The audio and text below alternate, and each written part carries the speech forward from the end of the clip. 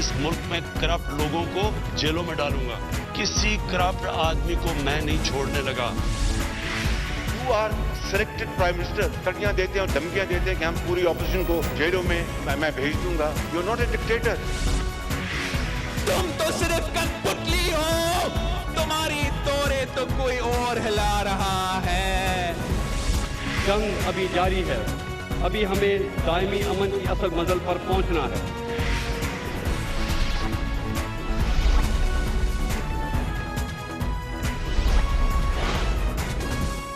आप देख रहे हैं खबरों, तबसरों और तज्जियात पर मबनी पाकिस्तान का सबसे मोतबर न्यूज शो दुनिया, कामरान खान के साथ। अस्सलाम वालेकुम, मैं हूं कामरान खान। लगता यह है कि हुकूमत को आला तरीन सतह पर यकीन इस बात का इदराक तो है कि कोरोना की दूसरी लहर अब भी पाकिस्तान में जारी है, मगर उमूमी तासुर यही है कि कोरोना अब पाकिस्तान में काबू से बाहर नहीं है और काफ़ी हद तक काबू में है। शायद यही वजह है कि आज 2 माह बाद वफाक ने मौसम सरमा की तातीलात के बाद तालीमी इदारे एक बार फिर खोलने का फैसला किया। तमाम तालीमी इदारे अब 3 मरहलों में खोले जाएंगे। मुल्क में कोरोना के बाइस पिछले साल मार्च में तालीमी इदारे बंद कर दिए गए थे, जिन्हें 6 माह बाद सितंबर में मरहलावार खोला गया था, मगर केसेस में इजाफे की शिकायत के बाद उन्हें अगले ही महीने फिर बंद करना पड़ा। मौसम सरमा की छुट्टियाँ अनाउंस कर दी गई। आज बैनुल सूबाई वज़राए तालीम के इजलास के बाद वफाकी वज़ीर तालीम जनाब शफ़क़त महमूद और वज़ीर आज़म के मामले ख़ुसूसी बराए सेहत डॉक्टर फैसल सुल्तान ने एक मुश्तरका प्रेस कॉन्फ्रेंस की, जिसमें जनाब शफ़क़त महमूद ने तालीमी इदारे मरहलावार खोलने का बाकायदा ऐलान कर दिया। 18 जनवरी को 9, 10, 11, 12 वो क्लासें जिनका इम्तिहान होना है शुरू हो जाएंगी। 25 जनवरी से प्राइमरी से लेके 8वीं तक तालिब इल्म जो है वो स्कूल आना शुरू कर देंगे। 1 फरवरी को जितने भी हायर एजुकेशन के अदारे हैं, यूनिवर्सिटीज हैं, कॉलेजेस हैं, वो सारे जो हैं वो खोल दिए जाएंगे। दूसरा जो हमने फैसला किया कि जो भी बोर्ड के इम्तिहानात मार्च या अर्ली अप्रैल में होने थे उनको मुलतवी किया जा रहा है और बोर्ड के इम्तिहानात अब मई और जून में होंगे। कोरोना माहौल के हवाले से आज हुकूमत का ये फैसला वज़ीर आज़म के मामले ख़ुसूसी बराए सेहत डॉक्टर फैसल सुल्तान का कहना था कि तालीमी सरगर्मियाँ मुअत्तल करने से जो पिछले अरसे तालीमी सरगर्मियाँ बंद रही, कोरोना को काबू में लाने में मदद मिली। हमारी मौजूदा लहर है, दूसरी लहर जिसको हम नाम देते आए हैं कोरोना वायरस की, उसमें अगर कुछ ठहराव आया है तो उसका सबसे बराह रास्त ताल्लुक हमारे तालीमी इदारों को बंद करने से था। हम जब इसको डेटा को, इस सारी इंफॉर्मेशन को एनालाइज करते हैं तो ये चीज़ वाज़े हुई कि शायद इस वक्त हमें थोड़ी मज़ीद एहतियात और डिले इस मामले में करने की ज़रूरत पड़े, ताकि जो हमारी दूसरी लहर है इसकी सिचुएशन, इसकी सूरत हाल और इसमें खातिर खा कमी वाज़े हो चली हो इससे पहले कि हम अपने तालीमी इदारे खोलें। जैसा डॉक्टर फैसल सुल्तान कह रहे थे कि एहतियात की अभी भी शदीद ज़रूरत है। मुल्क में कोरोना की वबा का जोर अभी टूटा नहीं है। नए साल के 3 दिनों में अभी तक रोज़ाना औसतन 2000 से ज़ायद मरीज़ सामने आ रहे हैं और 6300 केसेस इन 3 दिनों में सामने आ चुके हैं, जबकि 174 अमवात भी हुई हैं। यानी कोरोना ने यौमिया 58 अफराद की जानें ली हैं और अलबत्ता पिछले 2 रोज़ से अमवात में कुछ कमी देखने में आई है। कल 39, परसों 53, जबकि जुमे के रोज़ 82 अफराद कोरोना से इंतकाल कर गए थे। इस वक्त पाकिस्तान में एक्टिव केसेस की तादाद भी 35,722 है, जिनमें 2,242 मरीज़ क्रिटिकल हैं। आज का हुकूमती ये फैसला, इस पर बात करने के लिए हमने दावत दी है। हमें ज्वाइन कर रहे हैं वफाकी वज़ीर तालीम जनाब शफ़क़त महमूद। बहुत बहुत शुक्रिया शफ़क़त महमूद साहब। पहले तो ये बताइएगा कि ये बड़ा शायद मुश्किल फ़ैसला हो, क्योंकि कोरोना की वबा पूरे मुल्क में दूसरी लहर जो है वो भरपूर अंदाज में कम अज़ कम देखने में लगती है कि जारी है। आज का ये फ़ैसला, क्योंकि 1 साल से तकरीबन हमारी तालीमी सरगर्मियाँ बंद हैं, हमारे स्कूल्स बंद हैं, कॉलेजेस यूनिवर्सिटीज़ बंद हैं, तकरीबन बंद रहे हैं, तो ये एक डेस्परेट मेजर है या कॉन्फिडेंस है कि कोरोना अब इस काबिल नहीं है कि हम ये हमारे लिए रिस्क नहीं है कि हम तालीमी इदारे खोलें? कामरान साहब, कोई भी बंदा 100% कॉन्फिडेंट तो नहीं हो सकता, लेकिन हमने इसीलिए, अगर आप नोट करें कि आज 4 तारीख है और हमने 18 को पहला मरहला जो है वो शुरू किया है, यानी कि 14 दिन, आधा महीना अभी पड़ा है उसके लिए, और हम 14-15 तारीख को दोबारा इसका रिव्यू भी करेंगे। लेकिन जो चीज़ जिसकी वजह से हमने फैसला किया, एक तो صحت کے حساب سے یہ تھا کہ جب ہم نے بند کیے تو ٹرینڈ اوپر جا رہا تھا بیماری کا. اب جو ٹرینڈ ہے وہ تھوڑا نیچے کی طرف جا رہا ہے, تو اس لیے تھوڑا سی کانفیڈنس تھا کہ یہ جو ٹرینڈ نیچے کی طرف جا رہا ہے اس کا مطلب بہتری ہوگی. دوسرا یہ تھا کہ بہت زیادہ نقصان ہوا ہے پڑھائی کا, خاص طور پہ جو پرائمری کے بچے ہیں, خاص طور پہ وہ بچے جو گاؤں میں رہتے ہیں. پہلے 2 کروڑ بچے جو ہیں وہ اسکول نہیں جا رہے, آؤٹ آف اسکول چلڈرن کہتے ہیں, ان میں اضافہ ہو رہا ہے. والدین کئی ایسے ہیں جنہوں نے بچوں کو اب اسکولوں سے اٹھا لیا ہے. تو یہ, اور پھر جو اسکول میں ہیں بھی ان کا بھی ہم نے امتحان کچھ لیے تو ان کے جو لرننگ لیولز تھے وہ اور پہلے بھی کوئی بہت اچھے نہیں تھے, وہ اور نیچے چلے گئے. تو اس لیے تعلیم کے حساب سے سارے جب وزرائے سے ہم نے مشورہ کیا تو تقریباً یونینیمس اوپینین تھی سارے صوبوں کی, سارے اکائیوں کی, کہ ہمیں کوشش کرنی چاہیے کہ جلدی کھولیں. اور پھر ہم نے صحت کا, کیونکہ اپنی ترجیح تو صحت ہے, ان سے پوچھا اور پھر ہم نے فیصلہ کیا کہ 18 کو, 25 کو اور 1 فروری کو 3 مرحلوں میں کھولیں گے اور ساتھ ساتھ جائزہ بھی لیتے رہیں گے. تو شوکت صاحب, گویا کہ ایک کیلکولیٹڈ رسک ہے جو حکومت نے لیا ہے. جی آپ کہہ سکتے ہیں, بالکل کیلکولیٹڈ ہے, اور ہم سمجھتے ہیں کہ جو ڈیٹا ہے وہ ہمیں اس لحاظ سے سپورٹ کر رہا ہے کہ اب ٹرینڈ جو ہے وہ نیچے کی طرف جا رہا ہے, اور پھر بھی 14-15 دن ہے بیچ میں, اور اگر ٹرینڈ خدا نہ خواستہ دوبارہ اوپر گیا یا کچھ اور ایسی چیز نظر آئی یا کوئی نیا سٹرین نظر آیا تو یہ فیصلہ ہم ریویو بھی کر سکتے ہیں. لیکن اس وقت ہمارا خیال یہ ہے کہ جو حالات بن رہے ہیں, اور اس میں خاص طور پہ 9ویں 10ویں 11ویں 12ویں او لیول اے لیول کے امتحانات مئی میں ہونے ہیں, تو ان کو بڑا سیٹ بیک ہو رہا تھا, تو ہم نے پہلے ان کو ترجیح دی کہ ان کو کھولیں گے. تو یس یو کین سے کہ اٹس اے کیلکولیٹڈ رسک, لیکن انشاءاللہ اللہ مہربانی کرے گا. اور دوسرا, ہم حالات پہ نظر رکھیں گے, بچوں کی صحت سے کوئی سودا نہیں ہوگا. یہ بھی فیصلہ ہوا ہے نا, یہ ایک اب سب کا مل کے فیصلہ ہے کہ جو پہلے پالیسی تھی گزشتہ سال, اس سال جو ہے بغیر امتحان کے بچوں کو اگلی کلاس میں پروموٹ نہیں کیا جائے گا. جی بالکل صحیح ہے. ہم نے پچھلی دفعہ جب پہلی ویو آئی تھی تو ہم نے 9ویں 10ویں 11ویں 12ویں کے جو بچے تھے ان کو ان کے پچھلے امتحان کے ریزلٹس کی بنیاد کے اوپر ہم نے پروموٹ کر دیا تھا بغیر امتحان کے, اور ہم نے F A F S C کے جو بچے تھے ان کو تھوڑا کچھ پرسنٹیج گریس مارکس بھی دیے تھے. لیکن اب ہم نے یہ متفقہ فیصلہ کیا ہے کہ اس دفعہ کوئی بچہ جو ہے اب امتحان کے بغیر ہم پاس نہیں کریں گے, امتحان ہوگا. ہم نے یہ ضرور کیا ہے کہ جو مارچ میں یا ارلی اپریل میں امتحانات ہونے تھے بورڈ کے, وہ ہم نے مئی جون تک کر دیے ہیں تاکہ بچوں کو تیاری کا زیادہ ٹائم مل سکے. اور تعلیمی سال جو ہے وہ اپریل میں شروع ہوتا تھا, اس کو اگست میں لے گئے.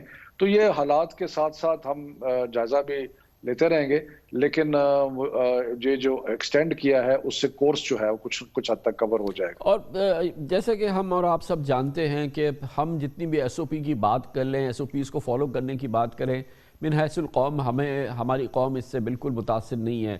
تو یہ بتائیے گا کہ یہ جو خالی ریٹرک ہے کہ بھئی کہ ایس او پی پہ عمل ہوگا, یہ اس پہ کرنا ہوگا, لیکن یہاں تو آپ کو ایکسٹرا میجرز لینے ہوں گے نا, پریکٹیکل آن گراؤنڈ میجرز لینے ہوں گے کہ انشور کریں کہ یہ جب تعلیم کا سلسلہ شروع ہو تو یہ کووڈ فری رہے, انفیکشن فری رہے, اور جتنی میکسیمم پریکاشنز لی جا سکتی ہیں وہ لی جائیں, اور اس کے لیے عملی اقدامات کی ضرورت ہوگی. نہیں, آپ بالکل صحیح کہہ رہے ہیں. ایک تو اس میں اویئرنیس کریٹ کرنے کی کوشش ہے, وہ ہم کر رہے ہیں ٹی وی پہ بھی, ریڈیو پہ بھی. اس کے علاوہ ہم تعدیبی کارروائی جو ہے ہم نے اسلام آباد میں بھی کی اور صوبوں نے اپنے صوبوں میں کی کہ جہاں جو اسکول ایس او پی کو فالو نہیں کر رہے تھے ان کو دوبارہ بند کر دیا گیا. اور میرا خیال ہے کہ کمپلائنس اگر آپ این سی او سی سے پتہ کریں تو وہ آپ کو کہیں گے کہ ایجوکیشن میں کمپلائنس جو ہے ایس او پیز کی وہ باقی شعبوں سے بہتر ہے اور بہتر تھی. تو وہ اس کے خیر بہت ساری وجوہات ہیں, لیکن ہم پوری طرح کوشش کریں گے کہ ماسک, ہاتھ دھونا, ڈسٹنس رکھنا, یہ ساری چیزیں جو ہیں اس کو جس حد تک ممکن ہو فالو کیا جائے. لیکن کیونکہ یہ کہنے کو تو بہت آسان ہے، لیکن ہمارے سکولز کی جو کمپوزیشن ہے، جو بچوں کی کانفیگریشن ہے پر کلاس روم وغیرہ، اس میں یہ ڈسٹینسنگ وغیرہ تو بہت ہی مشکل عمل ہوگا. اس کا ایک طریقہ جو ہم نے پچھلی دفعہ اپنایا تھا، ہم نے صوبوں کو یہ کہا ہے کہ وہ اس کو دوبارہ اپنا سکتے ہیں، ہم بھی شاید اسلام آباد میں اپنائیں، اور وہ یہ تھا کہ کلاس کو 2 حصوں میں تقسیم کر دیا جائے، اور اس میں آدھی کلاس جو ہے وہ ایک دن آئے اور آدھی کلاس جو ہے وہ دوسرے دن آئے. تو اس سے وہ ڈسٹنسنگ کا جو فاصلہ جو رکھنا ہے وہ نسبتاً آسان ہو جائے گا. لیکن میں آپ کو بتاؤں کامران صاحب، ہم نے اپنے جو بھی فیصلے کیے ہیں اس میں ایک چیز ذہن میں رکھی ہے کہ اس کی امپلیمنٹیشن ریلیٹیولی اسٹریٹ فارورڈ ہو. اگر ہم زیادہ کمپلیکیٹڈ کوئی فارمولا بنائیں گے کہ جی ایک ضلع میں کر دو دوسرے ضلع میں نہ کرو، اس طرح، تو کمپلیکیٹڈ فارمولا جو ہے وہ امپلیمنٹیشن میں کبھی کامیاب نہیں ہوتا. اس لیے ہم نے سیدھا رکھا ہے اور کوشش کی ہے کہ باعمل منصوبہ بندی جو ہے وہ کی جائے. تھینک یو سو مچ. بہت بہت شکریہ جناب شفقت محمود، وفاقی وزیر تعلیم، ہمارے ساتھ اسلام آباد سے موجود تھے. کمرشل بریک، اس کے بعد ذکر کریں گے پاکستان میں کالعدم تنظیمیں اور ان کے قائدین اور رہنماؤں کے خلاف جو کیمپین ہے وہ مسلسل جاری ہے. بڑی گرفتاری ہوئی اختتام ہفتہ. ذکی الرحمان لکھوی لشکر طیبہ کے امیر سمجھے جاتے ہیں. اس گرفتاری پہ بات کریں گے ایک چھوٹے سے وقفے کے بعد. دنیا کی جانب سے اور دوسری جانب FATF کے حوالے سے پاکستان پر شدید دباؤ ہے کہ کالعدم دہشت گرد تنظیموں کے خلاف بھرپور کارروائی کی جائے، ان کے مالی وسائل کو بند کیا جائے اور ان کے رہنماؤں کو گرفتار کیا جائے.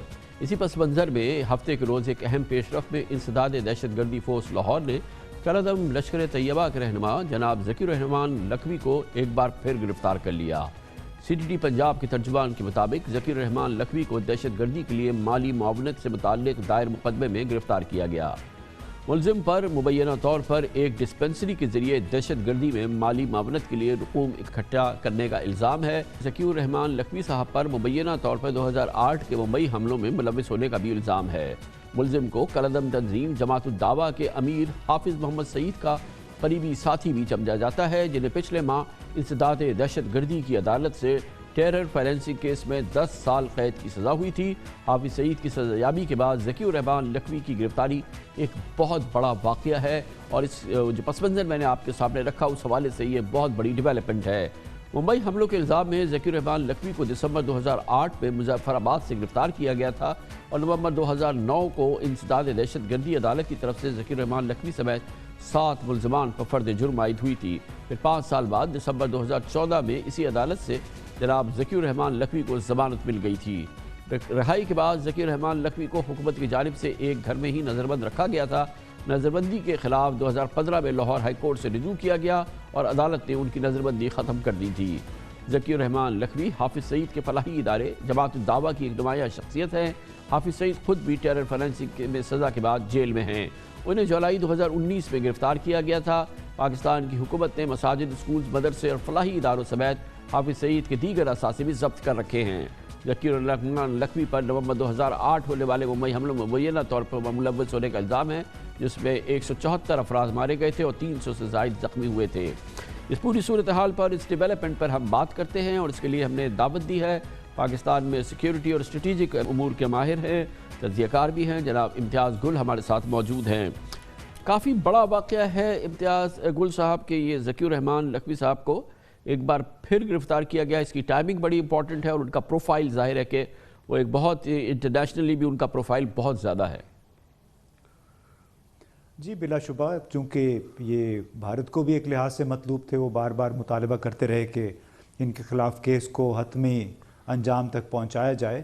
تو اس لحاظ سے میں سمجھتا ہوں کہ گزشتہ 3 برسوں کے دوران، بلکہ اب 3 برس سے زیادہ ہو گئے ہیں، پاکستان کے سیکیورٹی اداروں نے اور حکومت نے مل کر دہشت گرد یا مسلح عسکریت پسند تنظیموں کے خلاف جو ایکشن شروع کیا ہوا ہے اس پہ تسلسل کے ساتھ بتدریج عمل ہوتا چلا جا رہا ہے.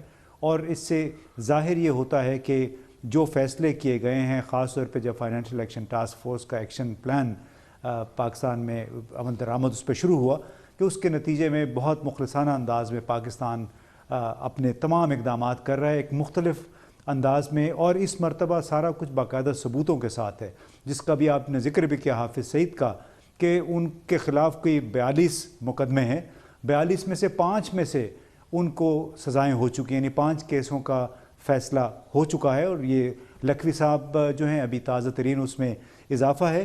تو میں سمجھتا ہوں کہ اس لحاظ سے ایشیا پیسیفک گروپ جو فائنینشیل ایکشن ٹاسک فورس کا ایک ذیلی گروپ ہے، وہ اب جب اپنی تحقیقات کرے گا، جب ان کا مشن اگر پاکستان آتا ہے اگلے مہینے 2 مہینے میں، تو ان کے سامنے یہ تمام باتیں رکھی جائیں گی، اور امید یہ کی جانی چاہیے کہ ان تمام ثبوتوں کی بنیاد پہ پاکستان کو ایک فیوریبل ریویو ملے گا جہاں تک ایشیا پیسیفک گروپ کا تعلق ہے۔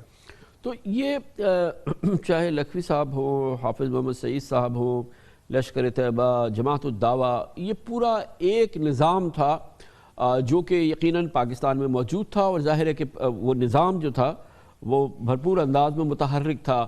اب ہم نے اس نظام کو ریپ کر دیا ہے، یا یہ نظام جو ہے اب اس کے خلاف بھرپور کارروائی ہوئی ہے، اور مؤثر اور عملی کارروائی ہوئی ہے، ٹینجبل کارروائی ہوئی ہے، کم از کم پچھلے چند مہینوں کے دوران جو ہم نے ایکشن دیکھے ہیں۔ جی بلا شبہ، اس میں دیکھیے پاکستان کا سب سے بڑا مسئلہ ہے ہمارے حکام کا دنیا کو یہ باور کرانا کہ گزشتہ 3 برسوں میں جتنی بھی موومنٹ ہوئی ہے اس حوالے سے پاکستان کے اندر، وہ ایک بتدریج عمل ہے، اور جس کے سیاسی مضمرات بھی ہیں۔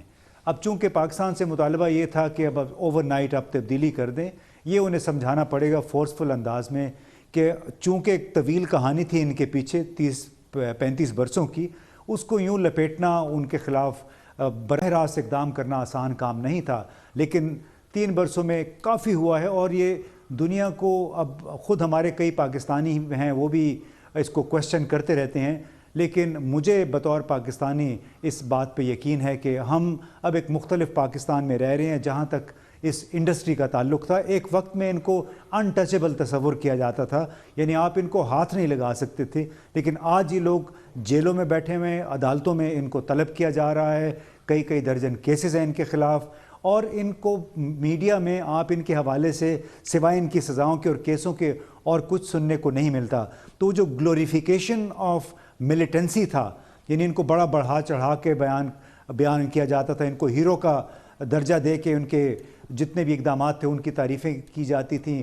ان کی تعریف میں ہمارے بہت سارے لکھاری بھی تھے، جعلی ناموں سے، فرضی ناموں سے ان کے حق میں ان کے اخباروں میں لکھا کرتے تھے۔ وہ سارا سلسلہ کافی حد تک اب رک گیا ہے، اور میں سمجھتا ہوں پاکستان کے لیے، پاکستان کے عوام کے لیے یہ ایک انتہائی خوشکن قدم ہے، خوشکن ڈیولپمنٹ ہے۔ مگر امتیاز گل صاحب تھا بڑا مشکل نا، کیونکہ چاہے لکھوی صاحب ہو، لشکر طیبہ ہو، جماعت الدعوہ ہو، حافظ سعید صاحب ہو، یقیناً ان کی ایک آئیڈینٹیفیکیشن تھی کشمیر میں فریڈم اسٹرگل کے حوالے سے، اس کے ساتھ ان کی ایسوسیشن، اس حوالے سے ان کا جو بھی رول تھا وہ یقیناً انڈین ایک نیریٹو تھا بڑا اسٹرانگ ان کے خلاف، اور پھر وہ ایک بالکل ایک ڈیفرنٹ سچویشن تھی۔ اس کے ساتھ ساتھ ان کی بڑی چیریٹی آرگنائزیشنز تھیں، اور یہ پبلک سروس کے بڑے کام کرتی تھی ساری آرگنائزیشن۔ تو حکومت کے لیے اور عوام کے لیے بھی اس بڑے ایکشن کو، جو کہ اب کافی سیریس اور بہت ہی ڈائریکٹ ایکشن ہو رہا ہے ان سب کے خلاف، یہ ملک کے لیے بھی اور پبلک اوپینین کے لیے بھی اس کو ڈائجسٹ کرنا اتنا آسان تو نہیں ہے نا۔ دیکھیے اس کے بہت زیادہ سماجی اور سیاسی مضمرات تھے۔ آپ نے ایک بہت بڑی غلطی پاکستان کے اداروں سے ہوئی، ان کو نظر انداز کیا گیا طویل عرصے تک، اور خاص طور پہ انہی کی وجہ سے، چاہے وہ یہ لشکر طیبہ تھی، جماعت الدعوہ تھی، جیش محمد جیسی جتنی بھی تنظیمیں تھیں، ان کی وجہ سے پاکستان بین الاقوامی طور پہ بدنام بھی بہت ہوا۔ حالانکہ براہ راست ریاست پاکستان کا اس سے کوئی تعلق نہیں تھا، لیکن جس قدر پاکستان کی بدنامی ہوئی ہے وہ اس کا فائدہ بھارت نے اٹھایا۔ بھارت نے اب تک وہ پاکستان کو ایک ایسے ملک کے طور پہ پیش کرتا ہے کہ جہاں سرکاری طور پہ ان کے دعوے کے مطابق سرپرستی کی جاتی رہی ہے، لیکن وہ تمام جو انڈسٹری تھی میں سمجھتا ہوں وہ اب ختم ہو چکی ہے۔ اس کو لپیٹنا شروع بڑے سالڈ انداز میں اس کو لپیٹا جا رہا ہے، لیکن بہرحال یہ فرمائیے گا کہ اس میں ابھی کچھ اور وقت لگے گا۔ آپ کے جیسے آبزرورز جو طویل عرصے سے، کئی دہائیوں سے اس پورے ماحول کو دیکھ رہے ہیں، جس کو آپ نے انڈسٹری قرار دیا، جس کو ٹچ کرنا ناممکن تھا، ان ٹچیبلز تھے، میں بھی اس کی گواہی دوں گا، مگر ہم یہ محسوس کرتے ہیں اور دل سے محسوس کرتے ہیں کہ یہ پیراڈائم شفٹ ہوا ہے پاکستان کی سیکیورٹی اور اسٹریٹجک تھنکنگ کے اندر، کہ یہ ہمارے لیے نقصان دہ ثابت ہوا ہے، ہمارے لیے ہمیں اس کا بے پناہ نقصان ہوا ہے. اور یہ جو جہاد جو ہے یہ اسٹیٹ اپریٹس ہے اور یہ اسٹیٹ کے ہاتھ میں ہونا چاہیے. یہ پرائیویٹ جہاد جو ہے ہم اس کو پرولفریٹ نہیں ہونے دے سکتے ہیں. ہمیں بھی یقین ہو گیا ہے کہ ہماری اسٹیٹ کو اس بات کا یقین ہے، ادراک ہے، اور پیراڈائم شفٹ ہو رہا ہے. آپ کو کچھ فیڈ بیک ہے دنیا میں اس کو سمجھا جا رہا ہے؟ شاید اس حد تک ریڈیکلی نہ سمجھا جا رہا ہو، لیکن اکوموڈیٹ کیا جا رہا ہے کہ پاکستان واقعی یہ چینج کر رہا ہے. دیکھیے، خاص طور پہ وہ ممالک جن کے روایتی طور پہ پاکستان کے ساتھ اچھے تعلقات رہے ہیں، مثلا برطانیہ پاکستان کے بہت قریب ہے کیونکہ وہاں پہ پاکستانی نژاد برطانوی کی بہت بڑی تعداد ہے، ان کو بھی ان مسائل کا سامنا کرنا پڑا. تو ان کے جتنے بھی ہائی کمشنرز یہاں پہ آتے رہے، ہماری ان کے ساتھ گپ شپ ہوتی رہی، ان کے ماہرین بھی، تو وہ بہت زیادہ ان کی انڈرسٹینڈنگ ہے اس معاملے میں، اور وہ سمجھتے ہیں کہ پاکستان نے بالکل ایک صحیح سمت میں اپنا سفر جاری رکھا ہوا ہے. اور کچھ دوسرے ممالک کے لیے اب آپ کو معلوم ہے کہ جو انڈین کرونیکلز آپ کے سامنے آئے تھے اسی تقریباً 1 مہینہ پہلے، اس میں جو باتیں کہی گئی تھیں وہ وہی تھی جو کہ ان آرگنائزیشنز کی یہاں پہ موجودگی اور ان کی کارروائیوں کے باعث پاکستان کے خلاف وہ استعمال ہوتی گئیں. لیکن ابھی جیسے میں نے پہلے کہا کہ پاکستان کے لیے چیلنج یہ ہے کہ کس خوبصورت انداز میں اور جامع انداز میں اپنا مقدمہ بین الاقوامی سطح پہ پیش کریں کہ ہم نے جو کرنا تھا وہ کر لیا ہے، ابھی مزید کرنا ہے. اور یہ کہ امتیاز گل صاحب، کیونکہ اس سے پہلے بھی ہم ایکشن کر چکے ہیں، یہ سارے لوگ پہلے بھی گرفتار ہو چکے ہیں، ساروں کے خلاف پہلے بھی مقدمے بن چکے ہیں، ساروں کے خلاف پہلے بھی کارروائیاں ہوئی ہیں، مگر ٹروتھ سپیکس لاؤڈر دین جو فیکٹس ہے یا جو گراؤنڈ کی سچویشن ہے. تو وہ اب اس کا یقین ہو رہا ہے دنیا کو کہ یہ جو اب ایکشن لیے جا رہے ہیں یہ یقیناً بہتر ہیں اور یہ ٹھوس معاملات ہیں جو کہ آگے بڑھ رہے ہیں. جی بلا شبہ پاکستان نے دیکھیے نا، جب سے فائنینشیل ایکشن ٹاسک فورس کا جو ایکشن پلان تھا وہ شروع ہوا، اس کی وجہ سے پاکستان کے حکام نے سیکھا بھی بہت کچھ ہے. ایک سیکھنے کا عمل تھا پاکستان کے لیے، سیکیورٹی ایجنسیز کے لیے، کہ کس طرح سائنٹیفک انداز میں وہ ہم سے سوال جواب کرتے تھے. اس سے آپ کو یاد ہوگا جنوری 2002 میں جنرل پرویز مشرف نے بھی ان تنظیموں پہ پابندی لگائی تھی، لیکن اس کے بعد جو کچھ ہوتا رہا آپ کے بھی علم میں ہے، ہم نے بھی اس کو دیکھا، تو کوئی سیریس نہیں تھا، سنجیدگی نہیں تھی.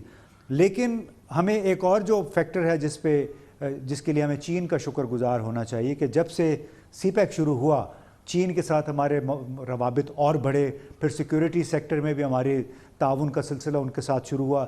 انہوں نے پھر اپنے وہ تحفظات ہم پہ تک پہنچانے شروع کیے جو کہ براہ راست جڑے ہوئے ہیں ایسٹ ترکستان اسلامک موومنٹ اور ان کے پاکستان میں حامی جماعتوں کے ساتھ، اور لشکر طیبہ یا جماعت الدعوہ، جیش محمد، یہ بھی ان کی ہمدرد جماعتوں میں شمار کیے جاتے تھے، ان میں سے بہت سارے لوگ.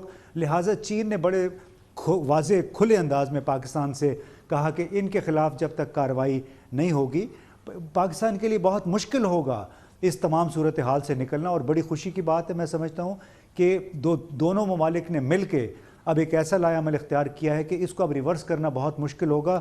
ہم بالکل ایک صحیح سمت میں اس جہادی انڈسٹری کو انڈو کرنے کے لیے بہت صحیح سمت میں ہمارا سفر جاری ہے. میں تھینک یو سو مچ. امتیاز گل صاحب ہمارے ساتھ موجود تھے. کمرشل بریک، اس دوران نیوز ہیڈ لائن دیکھیں، جس کے بعد ہم اپنے پروگرام کے باقی حصے کے ساتھ واپس آتے ہیں. آپ دیکھ رہے ہیں خبروں، تبصروں اور تجزیات پر مبنی پاکستان کا سب سے معتبر نیوز شو دنیا، کامران خان کے ساتھ.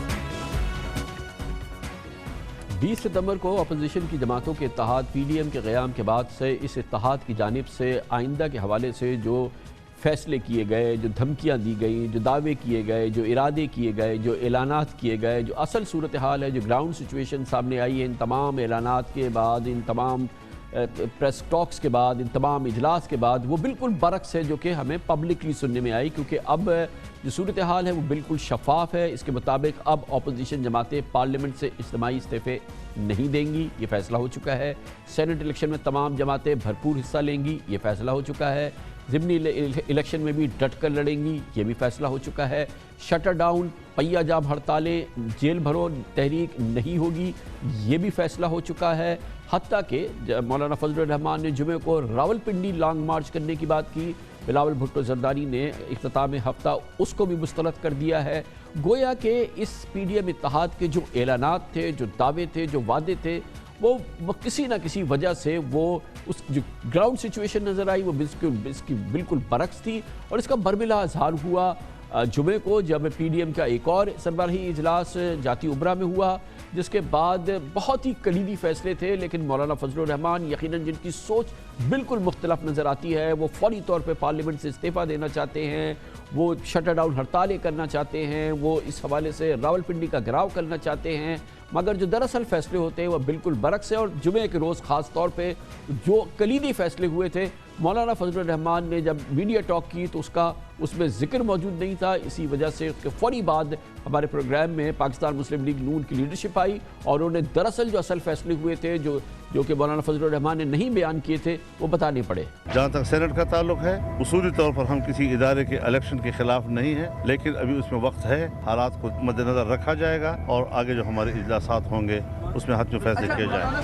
سینٹ کا الیکشن لڑنا ہے, ضمنی انتخابات لڑنے, اور جب تک ریزائن نہیں ہوتا تو ظاہر سی بات ہے اسمبلی کا فورم استعمال کریں گے مقابلہ کرنے کے لیے. سینٹ کے الیکشن جو بھی اس کے لیگل وہ سگنیفیکنس ہے کہ first week, second week, third week February میں جب بھی وہ ہونے ہیں تو وہ ہوں گے بھی اور حصہ بھی لیں گے اور اسمبلی میں بھی سبھا تک بیٹھے ہیں. یہ تو بالکل واضح ہے. ظاہر سی بات ہے ہم سینٹ کے الیکشن میں جائیں گے تو ریزائن کر کے تو نہیں جائیں گے نا. اسی طرح سے مولانا فضل الرحمان کی یہ خواہش کہ شٹر ڈاؤن ہڑتالیں ہوں, پہیہ جام ہڑتالیں ہوں, پہیہ جام کیا جائے, یہ بھی ناقابل قبول رہا. پاکستان پیپلز پارٹی جس کی سندھ میں حکومت ہے وہ کہتی ہے کہ یہ کیسے ممکن ہے کہ ہم صوبے کے اندر پہیہ جام ہڑتال کرا دیں. یہی بات شاید پنجاب میں بھی پاکستان مسلم لیگ نون کہتی ہے کہ اس سے بہت ہی نیگیٹو اثر ہوگا, اس لیے اب یہ بات نہیں کی جا رہی. اور اس حوالے سے کہ کب لانگ مارچ ہوگا, اس کے بعد کب دھرنا دیا جائے گا اور اگلی حکمت عملی کیا ہوگی, اس سلسلے میں بھی بہت شدید ابہام موجود ہے مولانا فضل الرحمان کی گفتگو میں اور پاکستان مسلم لیگ نون کی لیڈرشپ کی گفتگو میں. جلسے, ریلیاں, مظاہرے, شٹر ڈاؤن کب ہوگا, پہیہ جام ہڑتال کب ہوگا, اس کا بھی ایک شیڈول طے کریں گے. ملک کے اندر پہیہ جام ہڑتال, شٹر ڈاؤن, جلسوں اور مظاہروں کا شیڈول طے کیا جائے گا. دھرنے سے متعلق ایک رائے یہ ہے کہ جنوری یا فروری کا جو فرسٹ ویک وہ موسم جو ہے وہ کوئی سوٹیبل نہیں ہے دھرنے کے لیے. تو ایک تجویز یہ ہے کہ اس دن یہ دھرنا جو ہے یہ جب اسلام آباد جا کے کنکلوڈ ہو تو وہاں پہ پھر جس طرح سے 31 جنوری کا الٹیمیٹم ہے کہ یہ استعفیٰ دے, ایک اور الٹیمیٹم دیا جائے جو 23 مارچ کا ہو سکتا ہے, جو 23 اپریل کا ہو سکتا ہے, اور پھر وہاں 23 مارچ سے لے کے 23 اکتوبر تک جو ہے وہ دھرنا جو ہے وہ بڑی آسانی سے دیا جا سکتا ہے. لانگ مارچ کا پلان بالکل ہے, لانگ مارچ ہوگا انشاءاللہ تعالی. تاریخ کا اعلان لوگوں کی سہولت کو, موسم کو دیکھ کے سامنے رکھ کے کیا جائے گا. 31 جنوری جب آئے گی اور ہم دیکھیں گے کہ وہ اگر عزت سے جانے پہ راضی نہیں ہیں تو پھر انشاءاللہ عوام کوئی اور فیصلہ کریں گے. اس پورے موضوع پہ بات کرنے کے لیے ہم نے دعوت دی ہے پاکستان کے بہت ہی نامور سینئر صحافی ہیں, اپنا پروگرام ہوسٹ کرتے ہیں, ایڈیٹر جناب عارف نظامی ہمارے ساتھ موجود ہیں. عارف نظامی صاحب, جو تھرو آؤٹ 20 سپٹمبر سے پی ڈی ایم کی میں گفتگو سن رہا ہوں, اعلانات, ان کے پریسز, اس کے بعد جو اس میں چیزیں ہیڈ لائنز آتی ہیں, جو فیصلے ہو رہے ہیں وہ بالکل برعکس نظر آتے ہیں. ایسا لگتا ہے کہ ہاتھی کے دانت دکھانے کے کچھ اور ہیں, کھانے کے کچھ اور ہیں. دراصل بات یہ ہے کہ یہ اس لحاظ سے یہ اتحاد ہے, کوئی سیاسی جماعت نہیں ہے, اور اگر اس کو سیاسی جماعت کے طور پر چلانے کی کوشش کریں گے تو فطری طور پہ اختلافات آئیں گے. مثلاً یہ کہ ایک پارٹی تو فیصلہ کر سکتی کہ وہ الیکشن میں حصہ لے نہ لے, لانگ مارچ کرے, دھرنا دے وغیرہ وغیرہ, لیکن ایک الائنس کے لیے ہر ایک کو آن بورڈ لینا ہے. اب ہر ایک پارٹی کے اپنے اپنے مفادات ہیں. پیپلز پارٹی کو سینٹ کی دوسری بڑی جماعت ہے, بنے گی وہ, اس کے باوجود کہ ان کی میجورٹی نہیں رہے گی, تو وہ کیوں کر سینٹ کے انتخابات میں حصہ لے. شاید اس کے لیے آسان ہو پی ایم ایل این کے لیے. اور اسی طرح مزید فیصلے بھی جو ہیں وہ ہر ایک پارٹی کی اپنی. تو عارف نظامی صاحب, میں نے دیکھا جو ہاسٹیلیٹی ہم دیکھتے ہیں, جو ہارڈ ٹون دیکھتے ہیں مولانا فضل الرحمان کی, وہ پیپلز پارٹی تو خیر بالکل اس کے اپوزٹ ہے, نون لیگ بھی اس کے ساتھ ٹیون نہیں کر پا رہی, اور پھر جو زبان اور جو چہرہ ہے وہ مولانا فضل الرحمان کا سامنے رہتا ہے اور ان کی گفتگو سامنے آتی ہے. लेकिन ये बात ये है ना कि वो मौलाना फजल रहमान पेपर ओवर कर रहे हैं और वो जैसे आपने भी कहा कि उन्होंने अपने प्रेस कॉन्फ्रेंस में जिक्र ही नहीं किया जो फैसले हुए हैं। फैसले जो हैं वो करना तो आसान है, वहाँ कर लें, लेकिन उन पर अमल करना मुश्किल है। मसलन ये जो इस्तीफ़ों वाला मामला है, इसमें भी यही मसला है कि जी मसलन पीपल्स पार्टी क्यों कर इस्तीफ़े दे। फिर दूसरे जो इन पार्टीज़ के दरमियान नज़रियाती और एक अमली तजाद है। अब मियाँ नवाज शरीफ ने जरदारी साहब की पीठ में छुरा कौंपा जब वो बीमो गेट में चले गए और चार्टर ऑफ डेमोक्रेसी के बावजूद। अब मरियम जो है वो पहुंची हुई वहाँ नोडेरो। एक ये नहीं जिसको कहते हैं ना सरियल सी बात थी, नहीं कि ये गैर अननेचुरल सी बात है कि वो पार्टी जो कि बनी ही पीपल्स पार्टी की ज़िद में और जिसको इस्टेब्लिशमेंट ने खड़ा किया, वो अब एक ही पेज पे होंगे। और इसीलिए मुश्किल है ना मुस्लिम लीग की जो सोच है उसमें जो अक्सर लोग हैं वो प्रो एस्टेब्लिशमेंट थिंकिंग के, हत्ता कि शहबाज शरीफ साहब एक और चीज़ मैं देख रहा हूँ कि मिसाल के तौर पे जो मरियम बीबी की जो डिसीजन मेकिंग है या वो जिस तरह से प्रिवेल कर रही है फैसले में, शायद उसमें ग्राउंड रियलिटीज़ या एक्सपीरियंस या वो लंबी पॉलिटिकल एक्सपीरियंस नहीं झलकती, क्योंकि वो सबसे ज़्यादा वो बोलती रही रेजिग्नेशंस के हवाले से और बहुत ज़्यादा उन्होंने उसको कैंपेन किया, जबकि ground situation, legal situation, constitutional position बिल्कुल उसको डिफाई कर रही थी। तो वो भी हमें नज़र आया कि जो PMLN के अंदर जो फैसले हैं जिनमें कि मरियम बीबी प्रिवेल कर रही हैं, वो भी जो हैं वो उनको भी पूरी पार्टी की बैकिंग उस तरह से नहीं हासिल होती और ग्राउंड रियलिटी से दूर होते हैं। जी देखें ना, वो एक आपने दुरुस्त फरमाया कि मसलन जो मरियम है वो नातजर्बा कार हैं अभी, और देखें नवाज शरीफ 3 दफ़ा प्राइम मिनिस्टर रहे, जरदारी साहब ने काफ़ी जद्दोजहद की। तो ये जद्दोजहद हो या तजर्बा हो, अब दोनों ही नहीं है। अब वो जो किस किस्म की ऐलानात करती हैं कि जी 31 तारीख को ये हो जाएगा, फ़लाँ तारीख को ये हो जाएगा। पॉलिटिक्स के अंदर आप इतनी सर्टनिटी से हतमी तौर पे बात कैसे कर सकते हैं कि जी ये हो जाएगा, यूँ हो जाएगा, जबकि ग्राउंड रियलिटीज़ जो हैं मुख्तलिफ हों। दूसरा यही है कि ये एतराज़ तो दुरुस्त है ना कि जी आप ये भी मौरूसियत की इंतहा है कि आप वाइस प्रेसिडेंट भी बन गई हैं और अमली तौर पे आप नवाज शरीफ की जानशीन के तौर पे वो सब पार्टी को चला रही हैं। तो ये कोई थोड़ी सी, ये तो ठीक है कि पाकिस्तान में और दुनिया में हर जगह डायनेस्टिकल पॉलिटिक्स होती हैं, लेकिन डायनेस्टी में भी अब थोड़ा बहुत कोई तजुर्बा होना चाहिए। जिस तरह शहबाज शरीफ साहब हैं, उनका एडमिनिस्ट्रेशन पर तो तजुर्बा है, सियासत का भी है, लेकिन उनकी लाइन जो है वो बिल्कुल काबिल कबूल नहीं है जो इस वक्त मुस्लिम लीग की क़यादत है उसको। बड़ी नवाजिश। जनाब आरिफ निज़ामी हमारे साथ मौजूद थे। खबर से ब्रेक, उसके बाद जिक्र करेंगे पाकिस्तान का एनर्जी का क्राइसिस जिससे जुड़े हुए हैं पाकिस्तान के 2,500 अरब के गर्दिशी कर्जे। ये बहुत बड़ा मसला है। अब इस तारीख सुरंग के आखिर में रोशनी की किरण पैदा हुई है। IPPs के साथ जो MOUs हुए थे वो एग्रीमेंट में तब्दील होने जा रहे हैं। अदायगियों का एक सिलसिला है जो शुरू होने वाला है। अगर ये पूरा प्रोग्राम इसी तरह से आगे चलता रहा तो यकीनन आइंदा चंद माह में, 1 साल के अंदर ये बहुत बड़े मसले की बहुत बड़ी बेहतरी की सूरत हाल हम देखेंगे। इसकी तफसीलात हासिल करते हैं, इसके लिए हमें ज्वाइन करेंगे वज़ीर आज़म के मावन ख़ुसूसी बराए पेट्रोलियम जनाब नदीम बाबर। छोटे से वक्त के बाद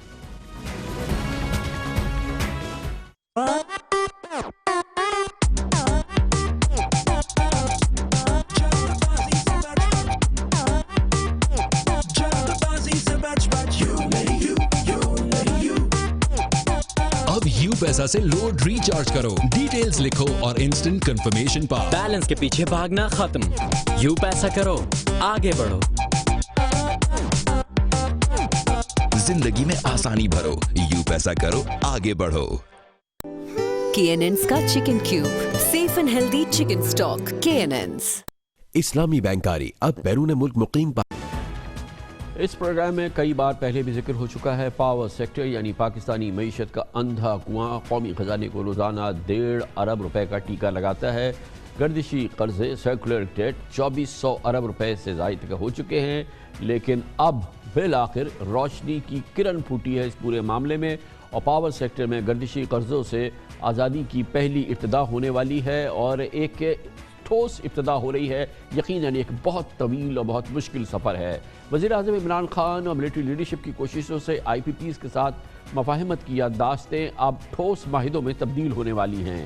آئی پی پیز کو ادائیگی کے معاملات طے ہونے کو ہے، جن پر آئی ایم ایف سے بھی منظوری لی گئی ہے، اور فروری کے بعد حکومتی بجلی گھروں سے ڈیل ہوگی، جبکہ حکومت سی پیک کے بجلی گھروں کے لیے بھی جو اس سلسلے میں کوششیں ہو سکتی ہیں وہ کرے گی۔ یعنی کہ پاور سیکٹر کے مسائل سے جڑے مسائل، پاکستان کے گردشی قرضوں کو جس نے جنم دیا ہے، ان مسائل کو حل کرنے کے لیے ٹھوس اور سرتوڑ کوششوں کے بعد ابتدائی کامیابی ملنی شروع ہوئی ہے۔ یہ روشنی کی کچھ کرنیں پھوٹی ہیں۔ آئی پی پیز کے مجموعی طور پہ 700 ارب روپے واجب الادا ہیں۔ اطلاعات کے مطابق حکومت نے ایم او یوز پر دستخط کرنے والے تقریباً 50 آئی پی پیز کو 450 ارب روپے جاری کرنے کی پیشکش کی ہے۔ حکومت ایک سال کے اندر آئی پی پیز کو 3 اقساط میں ادائیگی کرے گی، یہ میڈیا میں خبریں آئی ہیں، اور بجلی خریداری کے نظر ثانی معاہدوں پر دستخط کے وقت 1/3 رقم نقد اور دیگر اقساط Pakistan investment board P I B کی شکل میں دی جانے کی بھی تجویز ہے۔ 1 جنوری کو وزیر خزانہ ڈاکٹر عبدالحفیظ شیخ کے ساتھ اجلاس میں آئی پی پیز کے وفود نے اس منصوبے کو قابل قبول قرار دیا تھا، اور میڈیا میں اس حوالے سے تفصیل سے خبریں آئی تھیں۔ آئی پی پیز کے ساتھ معاہدوں کی تجدید سے آئندہ برسوں میں حکومت کو 850 ارب روپے کی بچت کی توقع ہو سکتی ہے، اور اگر یہ پورا منصوبہ اسی انداز سے آگے بڑھے اور پھر پاکستان کا پورا پاور سیکٹر کا جو مسائل ہیں، جو اس میں انتہائی کرٹیکل ایشوز ہے، وہ ایڈریس ہونے لگے، وہ ریزالو ہونے لگے، تو اس سے اچھی پاکستان کے لیے کوئی خبر نہیں ہو سکتی۔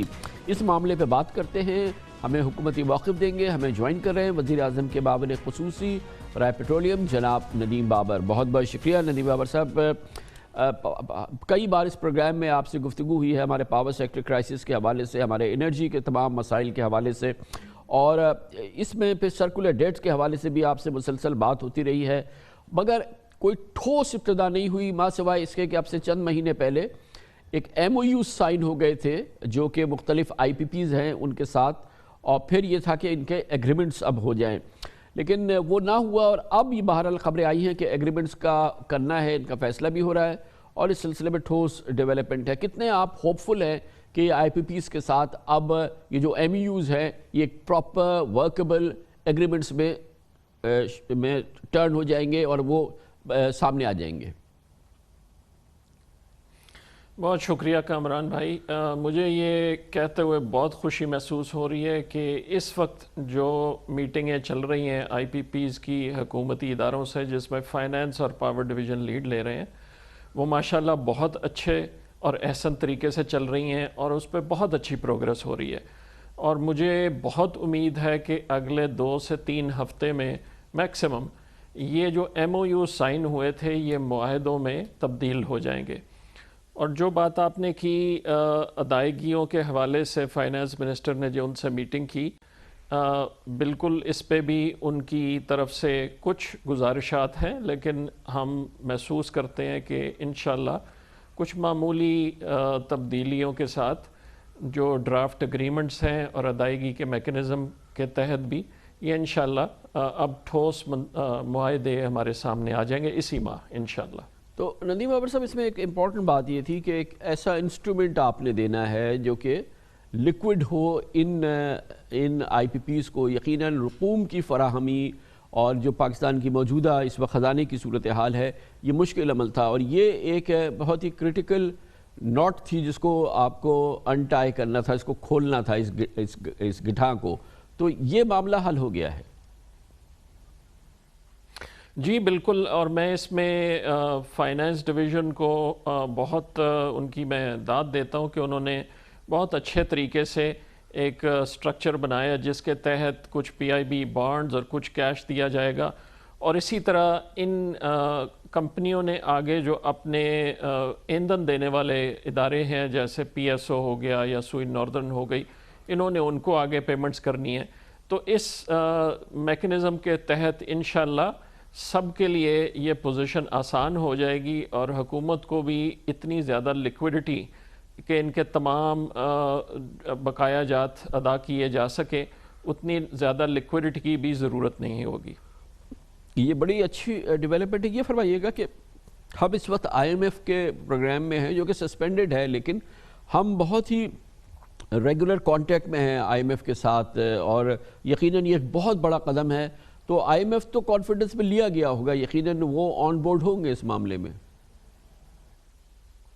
جی لیکن میں پہلے تصحیح کرتا چلوں، ان کا پروگرام سسپینڈڈ نہیں ہے، لیکن کووڈ کی وجہ سے چونکہ ٹریول بھی مشکل تھی اور پھر اکانومی کے کچھ حالات بھی ایسے تھے کہ دونوں سائیڈوں نے آپس میں طے کیا تھا کہ ان کا ریویو جو ہے وہ چند مہینے کے بعد ہوگا، سسپینڈڈ نہیں تھا۔ اب وہ اس معاملے میں ان کو بالکل کانفیڈنس میں لیا گیا، یہ ساری ڈسکشن فائنانس ڈویژن نے ان کے ساتھ کر لی ہے اور ان کی اس میں بلیسنگ شامل ہے۔